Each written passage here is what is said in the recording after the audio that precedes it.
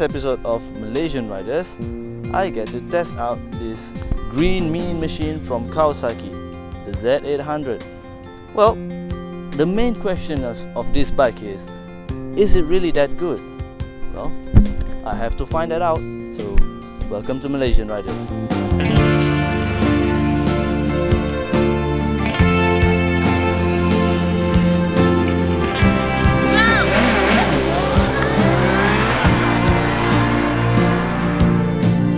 Well, the 806cc engine was said to have about 111 horsepower and around 83 pound of torque. So what does that tell you? It does tell you that it can go very fast. But how fast can it go from 0 to 100 km an hour? We shall find out right now.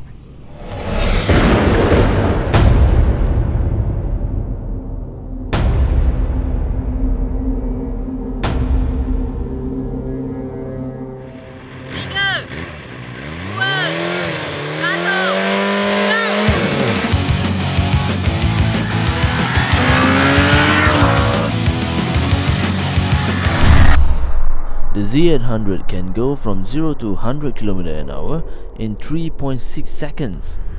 That is very quick.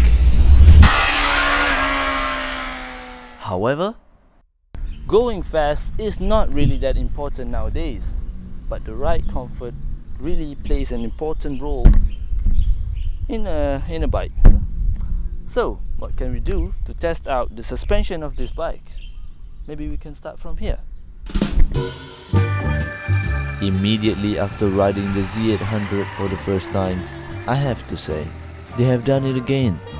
The seat is too firm and it really annoys me to ride the bike over a long distance. Although, the bike's standard setup for the suspension is quite soft, and that gives you a smooth ride over the bumpy roads.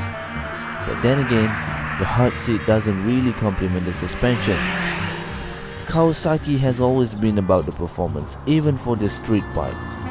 But it would have been so much better if they tried to cater the everyday rider. Well, I'm just saying.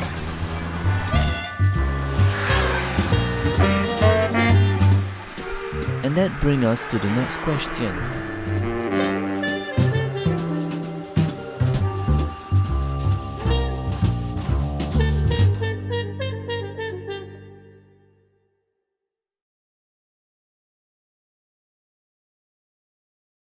Well, usually, all these modern bikes are very well made and truly refined for its handling and stability, especially in the corners. But, is it really for this one?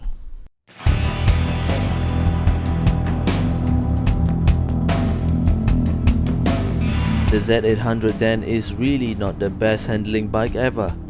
The bike is quite heavy and that requires some extra effort in turning. But it is really stable at high speed if you can handle the wind. Splitting lane is quite tricky due to the weight of the bike, but you will get used to it after a while. The Dunlop tire came standard with the bike that I tested was really not confident inspiring.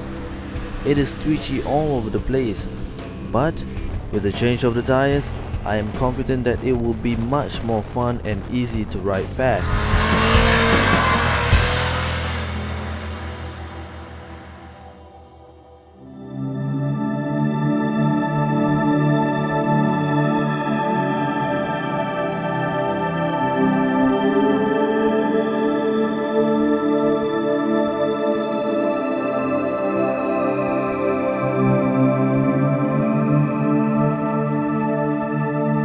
Naked bike nowadays are very famous as a daily commuter transportation.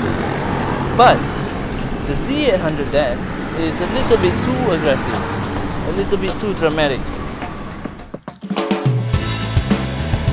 In a way, the Z800 might not be the ideal bike for your daily usage. It is very rideable, but it can be a very painful bike to be ridden every day. Although the bike has an economical fuel consumption and that gorgeous look that you can gawk at every time you park it, it doesn't change the fact that riding it is like riding a fierce tiger that is just eager to go wild. One slip and you will feel the pain. The bike then is much better to be used on the weekend, like going through the countryside, and find some best roads to enjoy.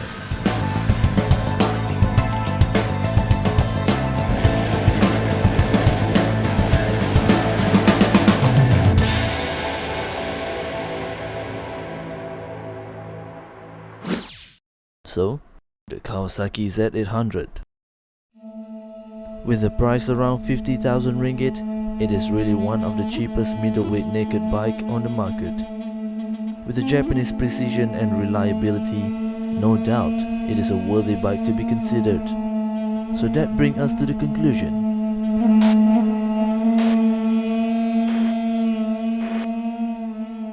This is it for me with the bike. I've had a very short period of time with it. It's been a rush, filming it, testing it. It's not really fair to say that this bike is not good at all. It is pretty good. It is very good actually, but in certain ways it is too much. The weight is the most problematic issue for me, because it seems that it is quite heavy. So it lost the nimbleness when going through the traffic, especially in the low speed situation. But it's not really that hard at all to handle. Once you get used to it, it is as easy as any other naked superbike. So the Z800 then, I think, is a very strong contender for the market.